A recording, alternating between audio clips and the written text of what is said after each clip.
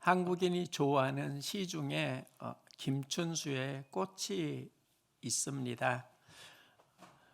어느 누군가는 김춘수의 꽃이 한국인이 가장 좋아하는 시 중에 하나이다, 이렇게 말하는 걸 보았습니다.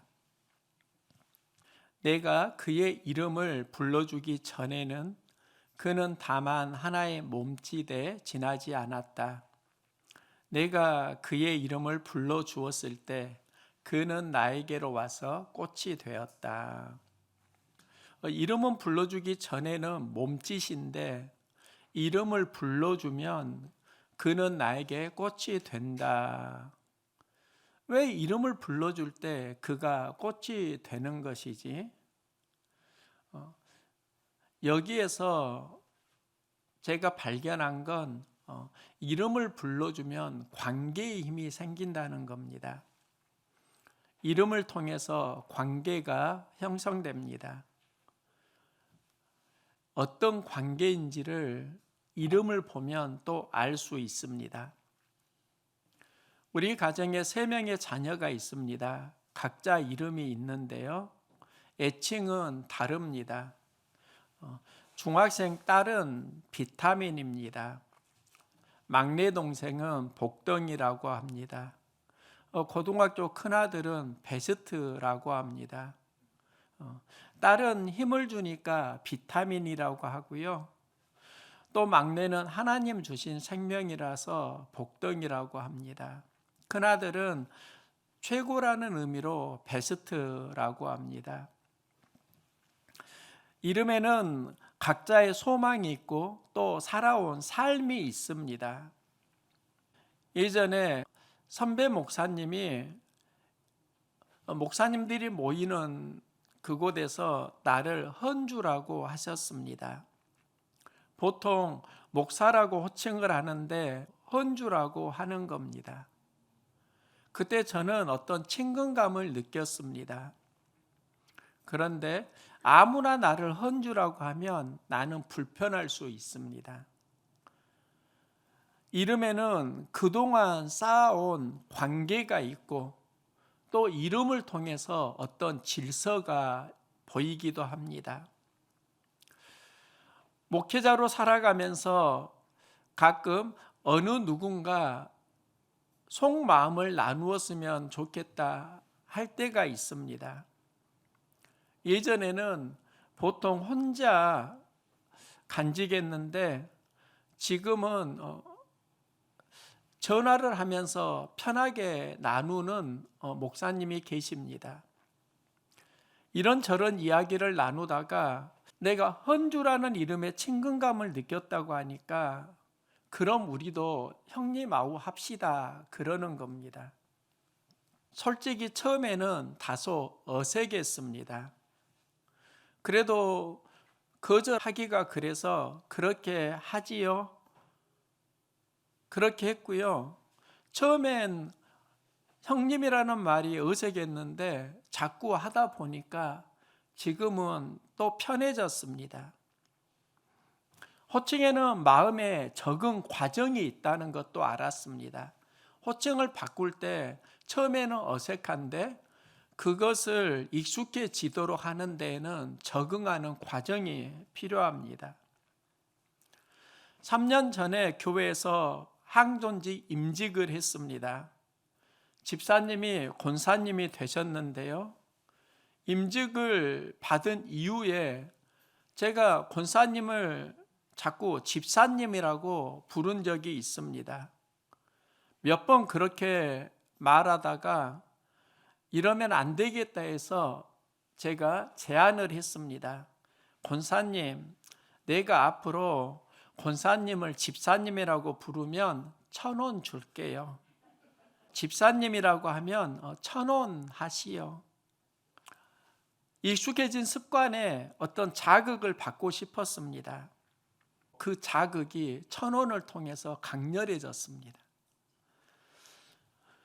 그러다가 어느 날 권사님을 집사님이라고 하니까 권사님이 1,000원이요 그러는 겁니다. 깜짝 놀라서 1,000원 줄게요. 하면서 웃은 적이 있습니다. 지금은 권사님이 익숙해졌습니다.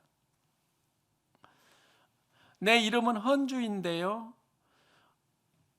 아버지가 이름을 지을 때 법원 기둥주로 지었습니다. 법의 기둥이 되어라.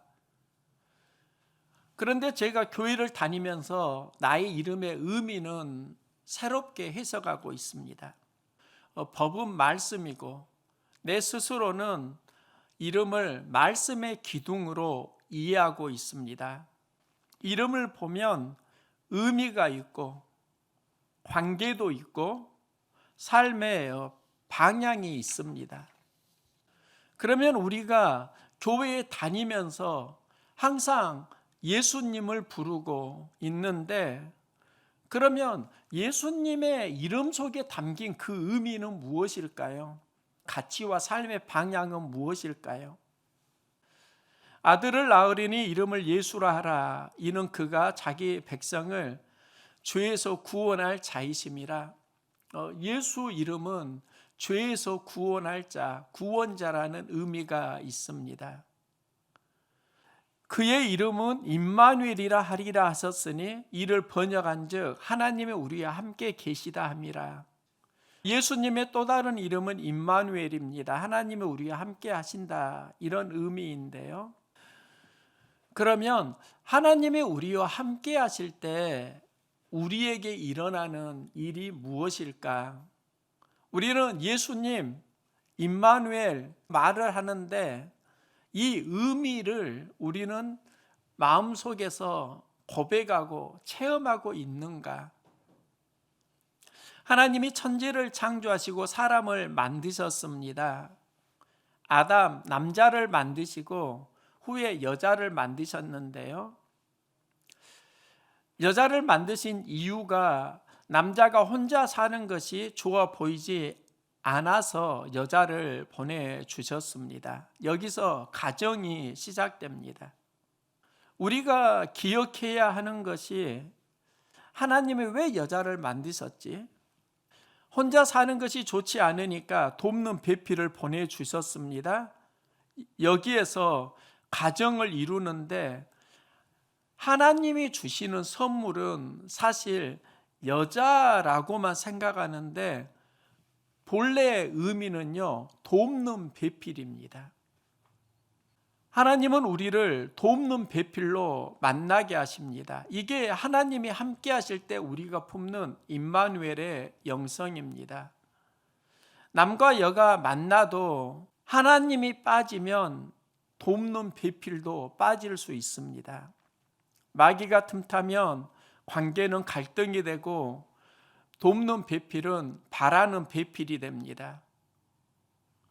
하나님이 함께하면 그때 관계는 돕는 자 배필이 됩니다. 하나님이 계시느냐 계시지 않느냐에 따라서 관계가 달라지는 겁니다. 임마누엘은 우리 관계를 돕는 자로 만나게 하십니다. 예수님은 마리아를 통해 육신을 입고 이 땅에 탄생하셨는데요. 마리아가 동거하기 전에 성령으로 잉태되었다고 말합니다. 그럼 예수의 생명은 성령을 씨앗으로 이 땅에 오셨습니다. 성령 언어가 파라클레토스, 옆에서 동행하며 돕는 자라는 의미가 있습니다. 예수님은 성령이 우리를 도우시는 방법을 알려주시는데요. 보혜사 곧 아버지께서 내 이름으로 보내실 성령, 그가 너희에게 모든 것을 가르치시고 내가 너희에게 말한 모든 것을 생각나게 하리라. 성령은 어떻게 우리를 도우시는가? 우리의 마음에 가르쳐 주시고 또 우리의 마음속에 하나님의 말씀을 생각나게 하시면서 도와주십니다. 지난주에 집사님 한 분이 오셨습니다. 이런저런 이야기 나누다가 경험담을 들려주시는 겁니다. 10여 년 전에 선원교회가 선원지구에 세워질 때 집사님은 선원교회를 보았다고 합니다. 그 당시에 집사님의 인생은 밑바닥으로 가장 힘든 경험을 했고요. 모든 것이 무너져서 1,000만 원 전세로 살았고, 지금은 인생에 새로운 힘을 얻었는데, 내가 어떻게 인생에 힘을 얻었지 보니까 하나님께 기도할 때 많은 문제 속에서 극복할 수 있는 어떤 실마리를 하나님이 깨닫게 해주셨고 가르쳐 주셨고 용기를 주셨다, 이 이야기를 하는 겁니다. 나는 그 의미를 알고 있습니다. 하나님을 의지하면 문제를 해결할 수 있는 생각의 영감을 주십니다. 용기를 주십니다. 마음의 감동이 일어납니다. 이것이 성령의 사역입니다. 교회를 개척하고 누렸던 은혜가 임마누엘입니다. 감당하기 어려운 상황인데 하나님은 이길 수 있는 힘과 용기를 주셨습니다. 길이 안 보일 때 그 길을 열어주셨고, 또 그 과정 속에 하나님이 동행해 주셨습니다. 하나님이 함께 하시면 우리 안에 무슨 일이 일어나는가? 성령님이 동행하면서 말씀을 생각나게 하고 또 가르쳐 주시고 감동을 주시고 용기를 주시고, 그러면서 길을 갈 수 있는 방법들을 찾아갑니다. 사역을 하면서 임마누엘의 은혜는 무엇인가? 하나님을 통해서 많은 분들을 만나게 하셨고, 하나님이 보내신 모든 사람은 그리스도인이었습니다. 많은 그리스도인이 하나님을 통해서 성령의 감동으로 도와주었고 동행해 주었습니다. 하나님이 함께할 때 도움을 주고 도움을 받을 수 있는 은혜 관계가 형성됩니다. 하나님이 빠지면 우리 안에서 도와줄 힘과 능력이 없습니다. 바라고 기대하는 관계만 됩니다. 인생은 갈등하고 삶은 교만해집니다. 천사일지라도 하나님을 떠나면 사단이 됩니다. 하나님이 없을 때 천사도 사단이 되는데 우리 삶은 어쩔까요? 하나님 떠나면서 무너지는 겁니다.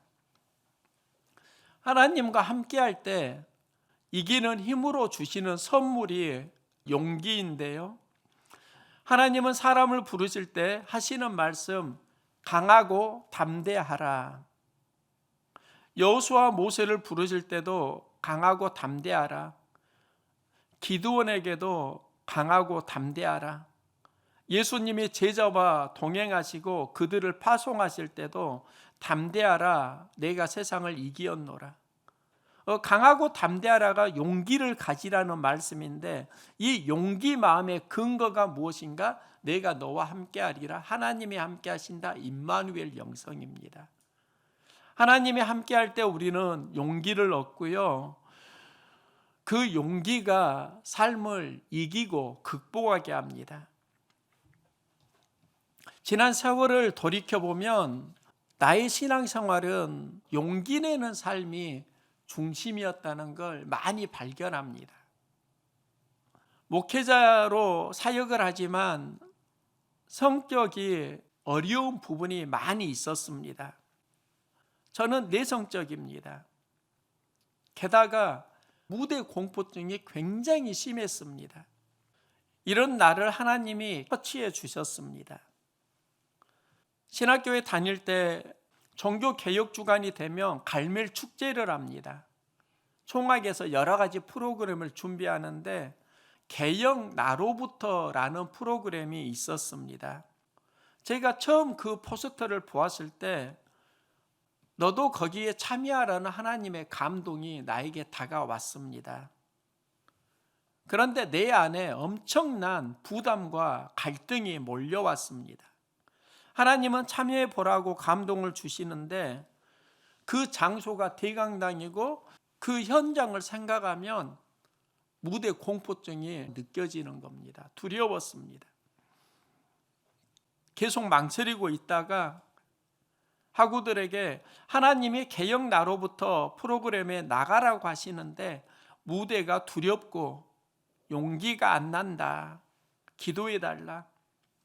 나중에 용기를 내서 참가를 했습니다. 예전에 계급 병팔이랑 민지랑 프로가 있었는데요. 그걸 컨셉으로 해서 참여를 했고 입상을 했습니다. 그때 받은 상 이름이 용감상입니다. 지금도 목회를 하면서 하나님께 나 용감상 받고 싶어요. 마음이 순결하고 용감해지게 해주세요. 이 기도를 계속 하고 있습니다. 이 용기는 하나님이 주시는 마음입니다. 하나님이 우리를 떠날 때 두려움, 염려, 걱정이 찾아옵니다. 마귀는 그 두려움, 염려, 걱정에 계속 머물도록 유혹합니다. 하나님은 그 두려움을 이기는 용기를 우리에게 주십니다. 임마누엘은 우리가 어려움을 만날 때 용기를 주신다는 약속입니다. 성경은 예수의 임마누엘을 보여주는 수많은 사건들과 사인들을 알려주고 있습니다. 예수님은 스스로를 이렇게 고백합니다. 나는 참 포도나무요, 나는 선한 목자이요, 길이요 진리요 생명이요, 나는 부활이요 생명이다, 나는 세상의 빛이다, 양의 문이다, 생명의 떡이다. 이걸 헬라어로 에고에임이 나는 뭐뭐이다 라고 합니다. 예수님께서 이 말씀을 하신 이유가 있습니다. 하나님이 모세를 호렙산에서 부르실 때 모세가 하나님 당신은 누구입니까? 이 질문을 합니다. 이때 하나님은 나는 스스로 있는 자니라 이렇게 당신을 드러내시는데요. 히브리어로 여호와는 나는 뭐뭐이다. 헬라어 신약으로 말하면 에고에임이 나는 뭐뭐이다입니다. 그러니까 예수님이 사역을 하시면서 항상 하나님이 함께 하신다는 것을 마음에 품었고 그래서 나는 뭐뭐이다를 계속 선포하신 겁니다. 예수님은 십자가를 감당하실 때 하나님을 아바 아버지라고 합니다. 아바 아버지는 예수님이 경험한 임마누엘이고요. 우리가 예수를 영접하면 하나님 자녀가 됩니다. 예수를 믿음으로 임마누엘을 경험합니다. 예수님 사역은 전체적으로 보면 모두 다 임마누엘과 연결됩니다. 예수님은 성만찬을 하시면서 나를 기념하라고 하십니다. 나를 기념하라가 영어로 remember me인데요. 이 remember라는 말이 리와 멤버의 합성어입니다. 리는 다시라는 의미고 멤버는 구성원이 되다. 성만찬을 통해서 예수님은 다시 새로운 공동체, 구성원을 말씀하시는데요. 그 방법을 이렇게 알려주십니다. 떡과 포도주를 나누면서 기념하라고 하시고 떡은 말씀이고 포도주는 예수의 십자가 보혈을 의미합니다. 우리가 말씀을 먹고 십자가 보혈을 믿으면 하나님 자녀가 되고 이 자녀들이 모일 때 교회가 세워집니다. 전에는 임마누엘을 하나님이 나와 함께 하셔 이렇게만 이해를 했는데 하나님이 우리와 함께 하신다. 내가 아니라 우리와 함께 하신다. 내가 아니라 우리와 함께 하신다. 이게 하나님이 말씀하시는 임마누엘입니다. 나와 함께하고 너와 함께하고 이게 임마누엘의 진정한 의미가 아니라 나와 내가 하나님을 신뢰하면서 우리로 살아가는 것, 이게 임마누엘이라는 겁니다. 하나님이 함께 하실 때 너와 내가 우리가 된다는 겁니다. 너와 나의 중심의 삶이 우리 중심으로 이동하는 것, 이게 바로 교회가 세워지는 과정이고 임마누엘의 영성입니다. 집에서 딸과 식사를 하다가 이런 이야기를 했습니다. 준이야, 하나님이 일하신다는 의미가 무엇일까? 요즘 교회 보수공사를 하면서 하나님이 일하십니다, 이 마음을 품고 있습니다. 선포하고 있습니다. 그 감동을 누리고 있습니다. 그런데 구체적으로 하나님은 어떻게 일하시지? 이것을 딸과 나누고 싶었습니다. 딸은 그 말을 듣고 글쎄, 그때 딸에게 했던 말이 우리가 최선을 다하고 안 될 때 하나님이 도와주신다, 하나님이 일하신다, 이렇게 말을 했습니다. 먼저는 내가 최선을 다하고 내 힘으로 안 될 때 하나님이 일하신다. 그때 딸이 했던 말이 있습니다. 아빠, 하나님이 그렇게 하실 것 같아요. 저는 그 말을 듣고 굉장히 마음이 뭉클했습니다. 그러면 하나님이 어떻게 일을 하시지? 기도를 하는데 하나님 주시는 마음이 내 안에 있었습니다. 그 마음은 부담과 감동으로 함께 다가왔습니다. 그래서 아는 교회에 제가 공문을 보냈습니다.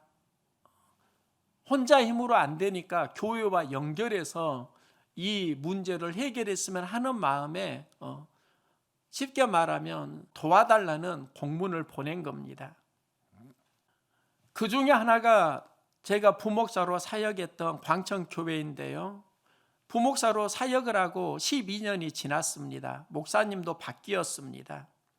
큰 부담은 드리지 않고 그래도 십시일반 도움은 받았으면 해서 공문을 보내고 보낸 이후에 목사님에게 전화를 드렸습니다.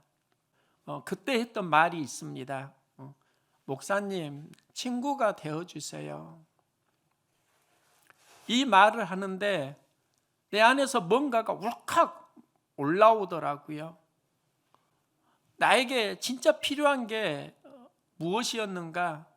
친구가 마음이 아릴 만큼 그리웠습니다. 그래서 목사님, 친구가 되어주세요. 이 말을 하니까 갑자기 마음이 울컥해지는 겁니다. 공문을 보시고 목사님이 전화를 주셨습니다. 전화하는 목소리에서 나는 답을 알았습니다. 목소리가 밝은 겁니다.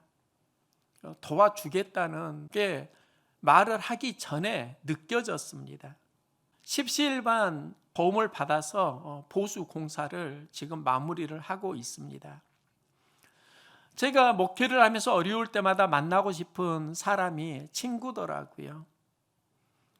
예수님이 말씀합니다.